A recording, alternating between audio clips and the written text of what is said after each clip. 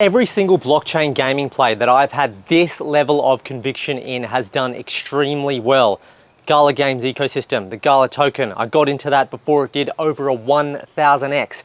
Axie Infinity, last bull cycle, I got in under $2 to the AXS token after I realized that the game was going to go absolutely parabolic. Got up to 150 US dollars. People who followed me on that call did over a 100x. More recently, we had Pixels. I got everyone involved at around 40 cents and I told you to cash out around 90 cents. That was a 2x in a very short amount of time with greater gains to come later in the bull cycle. To follow on from that, around the same time, we also had Marvia doing around a 6x in a very short time of about 1 month. Fact, the blockchain gaming space is going to be the most lucrative space for the rest of this 2024-2025 bull run. But within that, there are going to be so many pump and dumps, rug pull projects. Only 1% have really got that genuine potential to give you that 100 to 1000x. And Spellborn, folks, is the next game. I'm not being paid by Spellborn.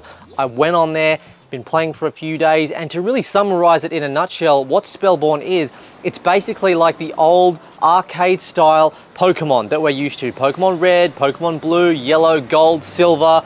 I'm in my mid-30s, so they're the ones that I played, none of the more recent ones. That OG nostalgic vibe, but it's on chain, it's on the blockchain, and you don't have to own NFTs to play the game.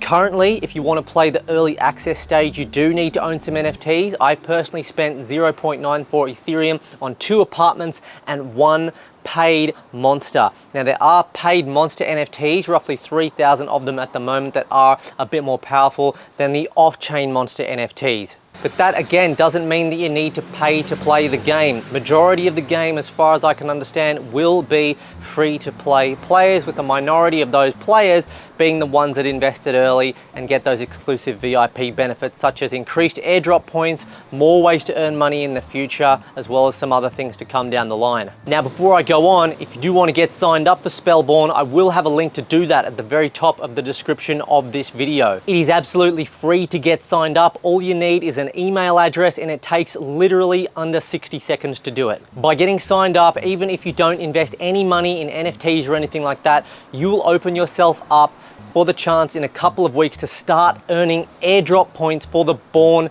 token, which could genuinely do a 1000x. So you are honestly crazy not to get involved and do it. So pause this video, go get signed up, and then come back to this video and check the rest out. There have been so many games that have made an attempt to be like the old OG nostalgic Pokemon, but none have actually come to market and have got a full-fledged game that's actually playable to the standard of Pokemon and actually better.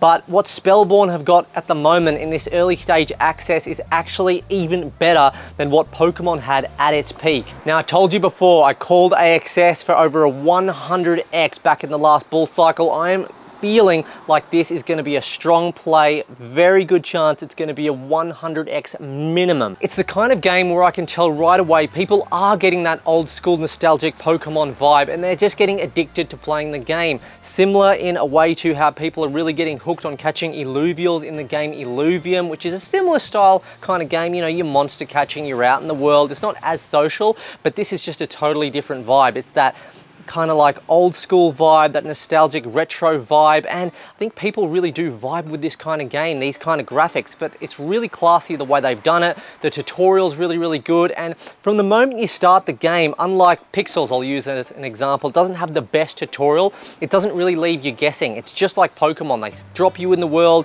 you look around, you do stuff, you learn how to do things, and the quests just keep building up. So you go in, complete daily quests, crafting, farming, all kinds of different interesting and exciting things you can do to keep you excited by the game. Now folks, I am going to be covering a lot more of this game because, as I've told you for a long time, I only really cover games that I actually enjoy playing. I don't cover games for the money. Obviously, if there is some monetary benefit, then that's great. But the thing you got to realize is, in my opinion and the way I've gone about it, a fun game that the community enjoys, where the community grows and expands organically because of the fun originally at its roots, that equals money. In the end, that equals money. Anything that's not fun in the beginning or at all, anything that doesn't have that strong community, that'll just start as a bit of a slow burn, best case, maybe a pump and dump, and then they'll just rug pull, or they just won't do anything else to complete that game. So yeah guys, if you've got any questions, comments at all, make sure you like this video, drop a comment here, and make sure you get signed up to play Spellborn today. The referral link will be at the very top of the description of this video, and make sure you jump in my free Telegram calls group as well, which will also be at the top of the description. And for those of you that are not in my free Telegram calls group, I talk about everything: nodes, crypto gaming, meme coins. It's all there, all for free, and it's the alpha that I usually put on there before I make YouTube videos. So the link for that will also be at the top of the description. Come say hi today. Hope you have a great one, and we'll catch you in the next video. Cheers.